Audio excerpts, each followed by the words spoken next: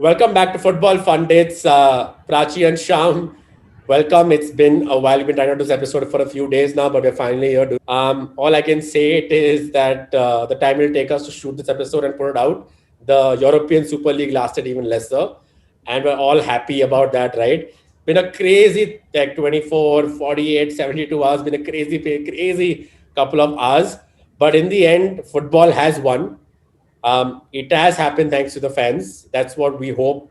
Maybe a little naively, but hey, you know what? We're going to give it this one because we need some positivity. Prachi, let's start with you. ESL turned out to be such a joke, right? It just started off with, oh my God, look at us, the angry, dirty dozen. We're going to shock the system. And now cowering, whimpering, limping away. I like the name Dirty Dozen quite a bit. It's so true. It rings true right now. But like I said, like I put it on my Twitter, like I said, it's been like the most unexpected, dramatic 48 hours of football that we have all witnessed, which had a little bit of everything, would have made for a great film. But it is what it is, which is where we are. And I think all of us at the end of the day are extremely happy from the result out of the supposed Super League. We've gotten rid of one of our leeches. I don't think there's anybody here who would have expected that to happen, but here we are, and it's exciting. It's exciting to get rid of one person who's caused us trouble for the last 16 years. I mean, my answer also same. Just kidding. Control C, Uh, I control V. mean, uh, I mean, basically, we this last 48 hours of the ESL made sure that the footballing world also knows that the fans and the people have a say, and they can, when they come together and mobilize together, they can probably stop something like this in its tracks. And it was actually good to see global footballing fans from around the world voicing their opinions about it and discussed about a competition which was being brewed for the last 12 years. And the way United players, Bruno, Rashford, Brandon Williams, Luke Shaw, they've come out in the open and retweeting a few things or tweeting their own things. And reports of Harry Maguire being vocal to the senior management at United. And it makes us feel so good that we are fans of such a beautiful football club with such great history. And if we really come together, we can stop something the corrupt guys getting with their way. I mean, that's the only good take out of it. And not that UEFA or FIFA are saints here, but this was a little immoral, even commercial, even as a business. The model, I know in the business you look at profits and everything, but there were no models in this kind of a format of a tournament where you are guaranteed positions irrespective of where you finish, and there is money being thrown left, right, and center, which technically breaks the football pyramid, domestic football pyramid in UK, Europe. So I mean, it's actually great for the last 48 hours, and of course, Ed Woodward is finally out.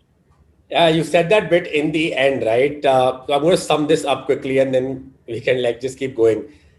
Perez, that's what we are led to believe. That's what we've seen now.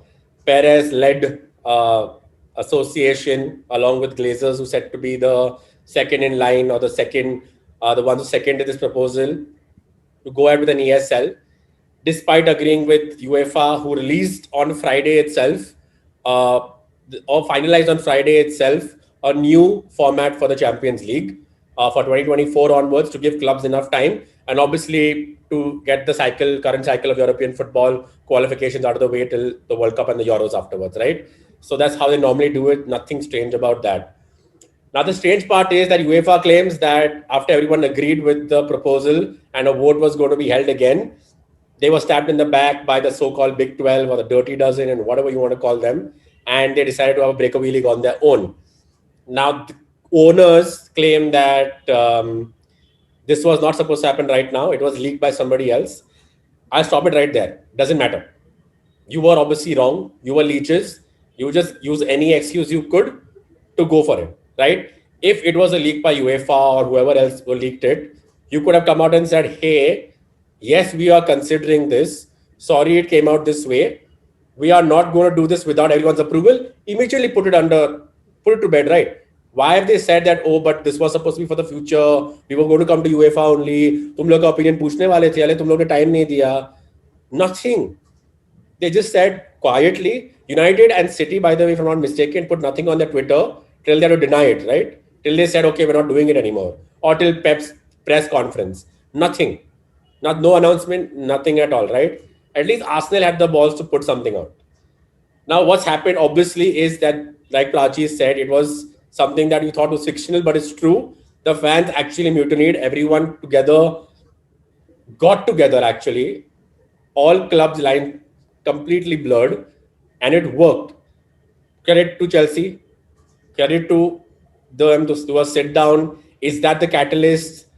Or, hey, you know what? Something that I feel that the clubs already knew they were won either way. They were going to get money from ESL or they were going to get money from UEFA because they internally knew that no one can afford the clubs to leave the respective leagues. Not about the Premier League, it's everybody. Now that's done. Okay, look, like they said, now come to Woodward. All of that is what's happened. No point going to the negative bit, right? We're glad it's done, it's out of the way. 8 or 9 clubs have already said they're not going to be part of it anymore. But that's the worry, right? Ed Woodward's out. Now I'm going to bring it to United. The other clubs, maybe Liverpool has something to worry about. The other clubs, the owners aren't going anywhere. At United, we've had this problem from the start of the season. It's been a problem, okay? At MUFCM, we ourselves have seen it. What happened at the start of the season, right? We had our own this thing and we realized right there itself that they don't really care. Prachi Woodward's gone. What next, but? What next for us now? I think I would say that we've only won a battle with Woodward being gone. Obviously, he's being made a scapegoat for the decisions that was executed by our owners, the Glazers, who have proved in the past that they really actually do not care about the fans. They only care about the money, and unfortunately have drained the resources of the club for their own benefit. The real war will be won when the Glazers actually leave the club. I'm hearing that they're open to offers and they've priced the club value at $4 billion, and they are ready to hear any sum above that. So hopefully that is good. But I don't think the war will end with Woodward going. He's still going to be here till I'm hearing they announced end of 2021, but then somebody said that it might be end of the season. It is quite crazy because we as a club have suffered very badly without the lack of like lacking a director of football, a guy who knows football more than the commerce behind it. So maybe this is the right time to change things at the in the structure of the club. We have seen the team come out well from us from I don't know what to say. It's not even a lull. It's just like bad form and bad decisions. Like the last 2 seasons have actually given us some hope. This season has been the best in about 7 years. So that I think makes a lot of difference for us. And hopefully, with Ed Woodward gone, the Glazer brothers might be on their way out. And I really hope for that day to come, like soon. Sham? Like if anybody has $4 billion, I'm like, please help us. Please spare some change in our direction, sir, please. So please. Sham, she rightly said, right? The season. Yeah. I mean, let's come to the season, right? We did. You guys, you did a live yesterday. We did one the day before. Contrasting moods, obviously, in 24 hours, right? Almost at a loss of words because, as United fans, we feel that you just like ruined any. Like she said, 7 years. There's no exaggeration in that statement. Yes, we had under Mourinho, we won trophies. People are like, what do you want about? You came second, you won trophies, but it didn't feel this good, right? Winning, we thought, win at any cost sometimes, but it didn't feel this good. What's happening this season is actually finally was feeling good. How the season started to now, especially even more. Ole, all the doubts on him, the negative press, every single publication you praise now, Sky and all, they were hounding him. So you know what, F them. It finally was turning, all because of his hard work. And the players, they all came together. There was no shortcut here. There was no miraculous signing in January. There's no rescue here. Amad didn't come in and score 15 goals. It was the players who got the shit together, actually. What do you think? This is just, like Prachi said, it's just nullified the season for you in your mind? Is it still nullified? I know you've got there, but No, I don't think so. I mean, if you look at it, what next after Ed Woodward? Of course, the one point is next is the Glazers to be booted out of United. And on a broader perspective, I mean, moving up apart from United right now, on a broader perspective, if you look at it, the FA, UEFA, FIFA, they should now at least understand the power of the big six, especially the Premier League clubs, which they hold over getting the money from broadcasting rights or wherever, because they technically control the kind of sponsorship which these associations will get because of their presence. So now regulations needs to be coming in how they can avoid such similar situation in future. That is the main thing where they could probably put an end to it and make it a little more how? structured and How wherein how do you think it's they can do it? How do they go about with this? see on the FA front, I don't know. One is if we are really successful in booting the Glazers out, then the new getting on the new owners should have stricter rules from the British government in terms of they already have a director and owner inspection program or whatever do they call it. I mean, it's there, it's existing, but I don't think it's been followed to the T. That should be one thing which should be taken into consideration, and making sure fans have a lot more control. I love the way Bayern and a few clubs in Spain are fan oriented, where the fans' voice matters. 50 plus one is whatever they call it. Although it's not on the commercial decisions where the fans' voice is taken into consideration, but at least the fans have an opinion and they can swing the tide uh, because of that, and that is something which needs to be taken into control consideration. And of course, UEFA and these associations should bring in stricter laws wherein no one club can just come to UEFA or the PL and say that I'm moving, and if I am moving, your tournament will crumble. I mean, no one should have that kind of a power over a tournament. No one club. That is one thing which needs to be controlled. And moving on to the United front, I mean, for the last 48 hours, we were thinking, I mean, we've lost all emotion. Uh, Leeds equalizing against Liverpool. I mean, you used to get a joy. Oh yeah, come on, Liverpool are dropping points. But even Leeds equalizing was like, it doesn't really matter now with these It big didn't. clubs. I mean, Yeah, it really didn't at that for moment. Yeah. yeah, so coming at what Woodward was to United as a business, he was a great businessman, got in money for the Glazers, lining up their pockets, and we've spent money out of the club. We've spent almost a billion euros on getting in new signings. Although that did not convert into success, like Chelsea has done over the years. They've been sacking managers left, right, and center. We've been calling them a joke. But look at their record. They've been winning Premier League or cups every now and then, even after the sacking.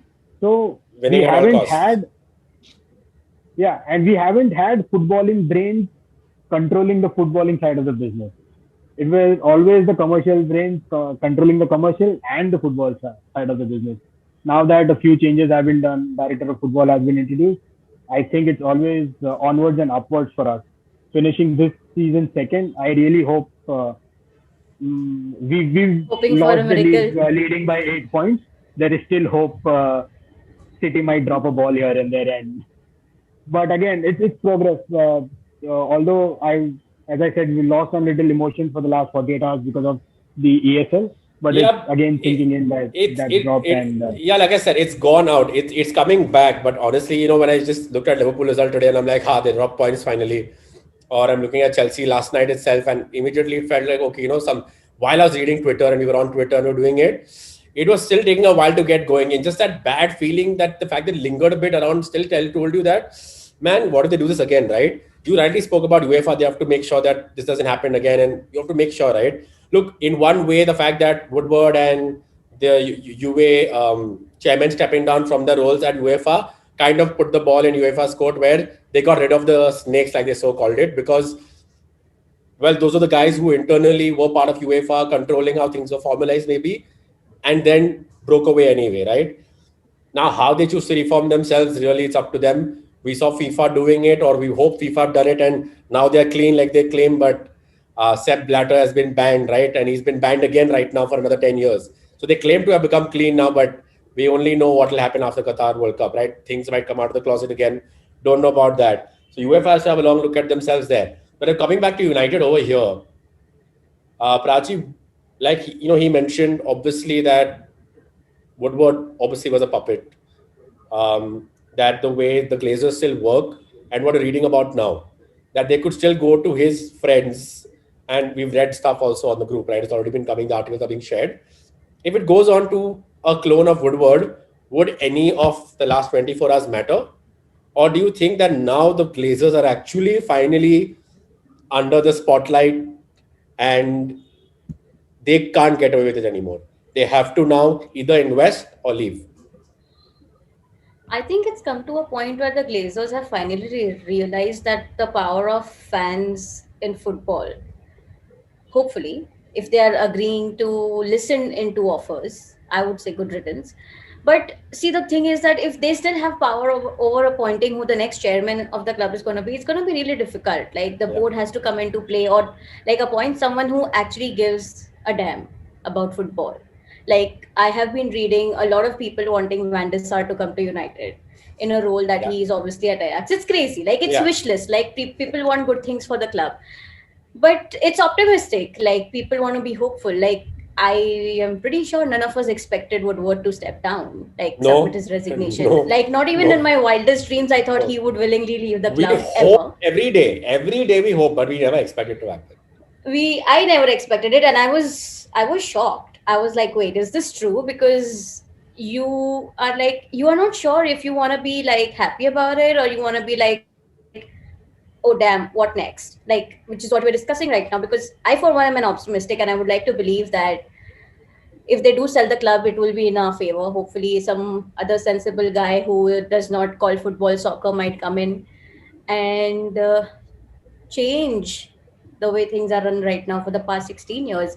Maybe we'll get people who are actually like, maybe like a David Gill and Saf combination. Maybe we'll have someone to partner Oli that way. That would be interesting. We can be optimistic. You never know what would work in our favor. What do you guys think about Richard Arnold and Matt Judge, right? Do we think it's time for them to also leave?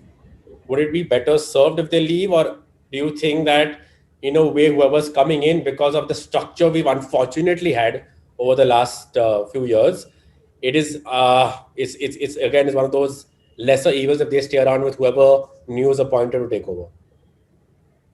No, I think all these years we've just heard these names that these guys have been doing.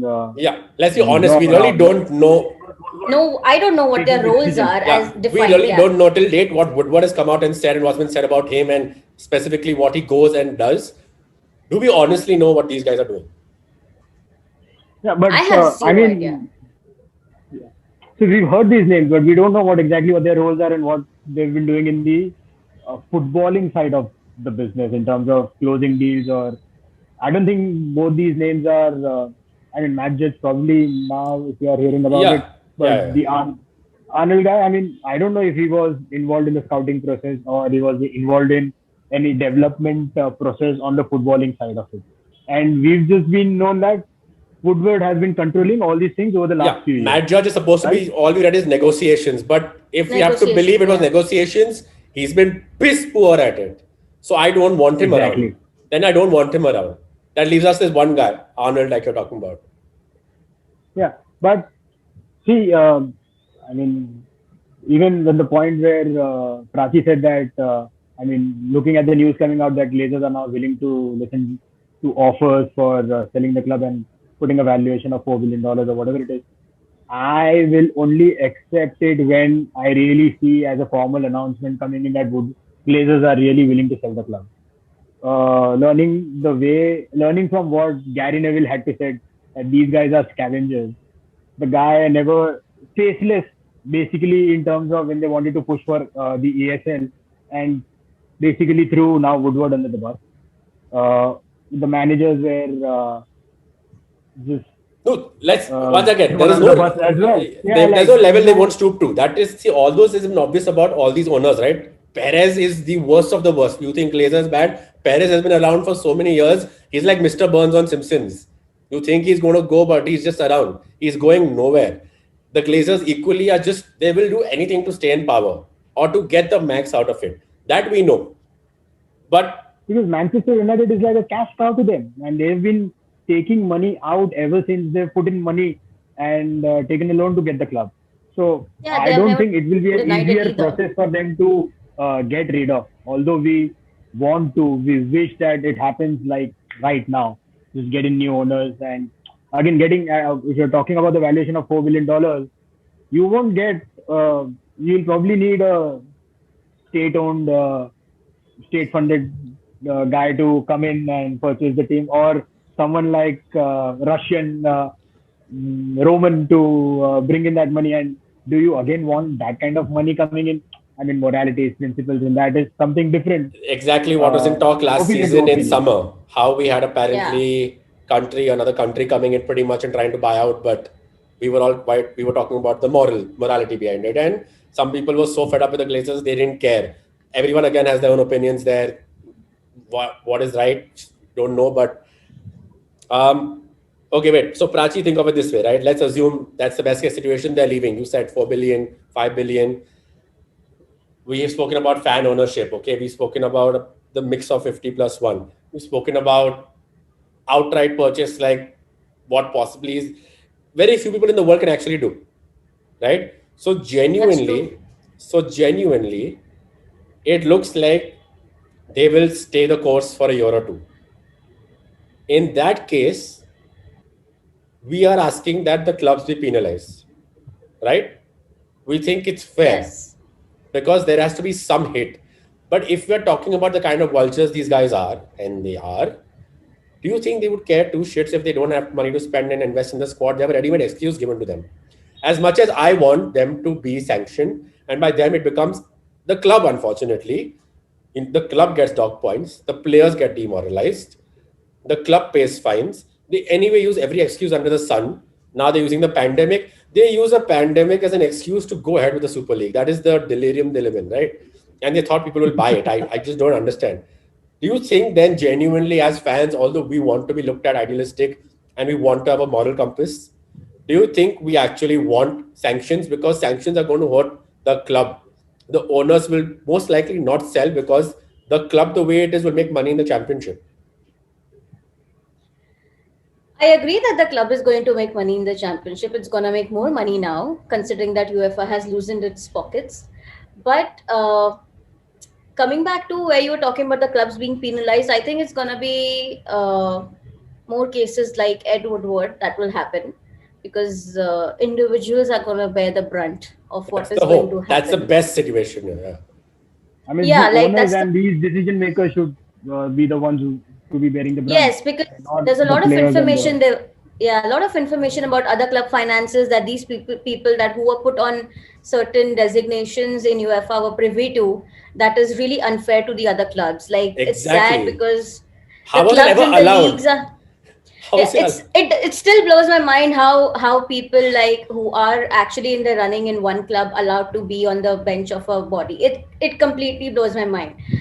Then again, I don't understand how 12 clubs could come or 14 clubs could come and just find a league. Like there has to be a body supporting it. Like that needs to be changed. Like you have to have it backed by the approved affiliated body. It just doesn't make sense. Like there have to be stricter laws. It's going to be really difficult. Sanctions will come in place, but I am really really hoping that it is not the club that pays for the stupidity of like a few individuals who decided or assumed that that's the right thing to do. Because I can tell you that there was a major assumption that football fans do not want to see football played for 90 minutes. Like I have not seen anything being assumed as much as like to that extent. I'm like, Like, who told you that? Did you do a poll? Did you do a survey? Ask us. Like, we understand that we have had shorter versions of games that we have seen, but that is because those games were like 6 hours long and not 90 minutes. Like, what are you trying to do here? Like, it's not gonna work. So, I really hope that the individuals are penalized more than the clubs, because it would really suck for like everybody to pay for stupidity of a few individuals, considering that people have come together, like clubs have come together, fans have come together, managers and players have come together to stop this from happening. I don't think, I mean, there would be sanctions, although you would want the individuals who were behind the decision making process of this should be penalized. But I don't see any sanctions coming down on these clubs, because the 14 clubs which weren't part of the breakaway ESL or whatever, uh, they too clearly know that they need these six clubs to be in the Premier League, for the Premier League to bring in the kind of money it brings in. So although everyone's uh, disappointed and disgusted with the way things have been handled, but I don't think they will be going with the process of penalizing these clubs with maybe docking points or giving them hefty fines, because hefty fines won't affect the owners. End of the day, it will be just adjusted in the club's books of accounts. So I don't see that happening. But again, there were points being made that they really don't want a few individual who were part of the decision making process of getting into the ESL to be a part of the in to be part of the PL committee in one way or the another. They just want them out. They don't want them to be near to the Yeah. PL or the FA decision making process, and that's absolutely right. I mean, they should be kicked out of, if there is someone right now from that decision making committee which made sure the six clubs are a part of ESL and they are still on board of the FA or the PL committee in any uh, way, they should be just kicked out, like just F off. Yeah, I think that is a good constructive solution to this, right? I would, like I said, I would like to think that I have a good moral code and I would want the same sanctions to be there. We've all been talking about it. Nahi kuch to fine baro, ye karo. Realistically, like you guys said, right? You finished the point. It really won't hurt the owners, it'll hurt the wrong people. Right? It'll hurt us fans Yeah. eventually in the end. No matter how much we say we will stick by the club, of course we will, but it's still going to hurt. What Sham said makes sense there too. Why don't you take away the voting rights? Why don't you put a suspension for 2 years? Why don't you take away some of the broadcasting money? Now, when you take away the broadcasting money, you're again kind of technically saying, hey, the owners will then tell you that look, money was taken away from us, we can't invest in the club, right? But I would still say those are better fines than docking points, because like we all have, let's not forget, guys, last year a lot of people in the relegation zone, the ones who were in Europe already who were missing out, were very happy the season get. Look, we were happy if Liverpool didn't win the league, we want the season to be done. Okay, let's be honest. And then there were the people who were very happy that the season had to go on because they were being relegated. They were 2 points behind Europe, right? Everyone's convenience always comes out. Like I said, koi either saint hai nahi. But if you really want to see any actual change from this, and the owners aren't going to go, the only thing you can do is strip away powers from the owner itself. Make sure that the owner, what else they're involved in the country, you hit them where it hurts there. And it's very possible. If Boris Johnson's come out and said those words, and I'm now talking about the Premier League only again and United, it is possible. Will they do actually though chase and do that hard work now that the thing is done, kind of nipped in the bud? Are they going to chase their owners? Are they going to actually chase them out with pitchforks? We hope so. We especially hope so. Yeah, we Wouldn't hope you so. want to see that? I really hope that.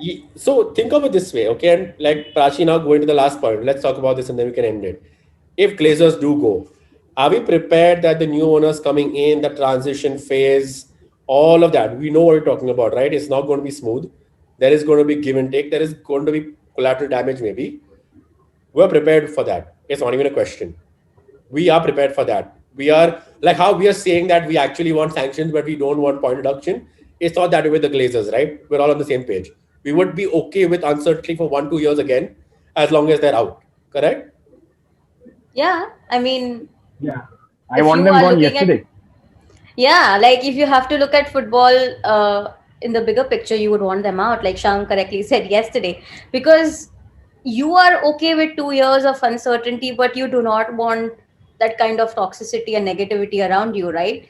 Especially the fans. Like fans are hurting. Like they haven't been able to see games. It is bad for the club anyway. Like maybe lesser for us than compared to like the other clubs, but it is bad. Like fans are being deprived of something that was a part of their routine Yeah. that gave everyone joy. Like I would be okay with that. Like please go now. Like if that could happen, the uncertainty there will be collateral damage. There might be people who might not be able to be a part of the club, but I think in the longer run, at some point, we all expected that to happen. It has happened before. It's not going to be anything new, but wouldn't you rather be like away, like off with them? That 100%. That I think, like I said, I think we all three and most of the fans on the same page. There will be a lot of people like you see on Twitter who will have, um, I'm going to be nice and just say different points to this, but I say each his own. But I think anyone who still thinks that the Glazers are not a problem really need to open up their eyes. Is I mean, blind. it's Yeah, No, really yeah, but they're blind. I again, blind. mean, coming back to what Annie said, I mean, we'll probably be happy looking down 2 years down the line that the Glazers will be gone. I'll tell you what, if you want to get rid of the Glazers, the time is now. If you give them 2 years, Manchester United is a global brand. You won't know the kind of money they will be making in the next 2 years if situations are back to normal now that the vaccines are out. There will be yep. more sponsorships coming in, more money coming in, and they're already seeing this as a cash cow. Right now, because there is bad PR for them, the fans are very much against Sham, them. Although they have been for the last you missed the news. 16 odd years. We signed a new vaccine sponsor. I was just gonna ask. So, I mean, if you give them 2 years time to sell the club, there might be changes in terms of what their thought process is right now. Right We now might is the be. time to get rid of them. Yeah, we So, might. I We are mean, at 7. वो बोलते हैं लोहा गरे में हथौड़ा मार दो. It's now is the time to even Absolutely. United fans and other supporters club associations, MUST, to come together and force this takeover and get rid of the Glazers now. And Yeah, Now. I agree with you. I agree with you. and Yes. while we're wrapping this, guys, what do we fans do, right? Honestly, like Sham said on Twitter, we've been trending, we've been doing everything possible for years. But the onus technically and the big onus falls on the fans now in UK who are out of lockdown of sorts. If they show up and they keep protesting, that's the way this is going to work, right? That's the biggest impact they're going to get. That when there are two more games end of the season where they want fans to show up at the stadium, if fans don't turn up for that, that's a bigger statement, right? Absolutely. Like Yes, people and I not think take. there are protests being planned right now for this I heard weekend. there was some Blazers for the out Saturday, weekend. 24th April. Yes, Trinity statue, 3 p.m. I mean, there's something being planned and something wheels are in motion. Might as well make sure these protests are successful and the Glazers are out. Yeah, and like I I mean, said, it us, is easier for us to be here in India, sit at home, that's what I'm saying. be Let's act be, like keyboard warriors. yeah. But end of the day, it's the match-going fans who will be affected the most. Yeah. And that's what I said during the live, right? Sorry, Prach, you can go after this. I feel that as much as we felt cheated, the ones who show up in the stadium are the ones being cheated out every week, right? No investment in the stadium. I went in 2015, one and only time. It was already in Champions Stadium. You guys have gone after that, and some have gone repeatedly, and they've said it's got deteriorated. I can only imagine how worse it's gotten, right? They pay a lot. They pay season ticket prices. They make that investment every year. We get to watch it at home. We've been doing it, watching it at home for most of our lives, right? we we pull away from, okay, we won't buy merchandise. We've done our bit. Okay, whatever we can do, to be fair, a lot of us have done. Some have done some more, right? In the last 2 years. But what, like Prachi, tell me your point. Do you think that is it? If that is it, if we just do that and everyone just does that much and we do that, it's going to be enough. I think what we could do sitting in like a country which is like 8 hours of travel time away, I think we've done it. Like it started with our own supporters club when Aditya and Sunil both withdrew Yeah. support. Like Sunil officially, and I know how much it means to him. So it's we have done a bit as fans. We have not bought merchandise, and we're suffering also. Like in in India, apart from what the club actually gets, we pay like really hefty amounts in custom duty as well. So it is quite crazy. Like we are being looted on every front. I really think that it's all about forming a chain. Like I don't know how much of what we say on Twitter makes an impact, but if that motivates a person sitting in Manchester to go and do something about it, I mean, why not? We have been doing it. I would really like to see something that Chelsea fans did happen at United, like the power of fans at display, forcing the club to withdraw from a breakaway league. That is something that you don't see often. And if imagine if the like pissed fans go to the stadium and they're like, boss, your time is up. You need to like go. That kind of pressure will be really hard to build again. Like we won't get another chance. Like Sham said, like this is the time to do it. They have to realize what they have done. We are already about like 771 euro million euros in debt. Like I do not want that figure to be 1 billion euros. Like nobody wants that. It is quite crazy that we have come to this, and we never expected that when Glazers had taken over that this is what it's gonna be.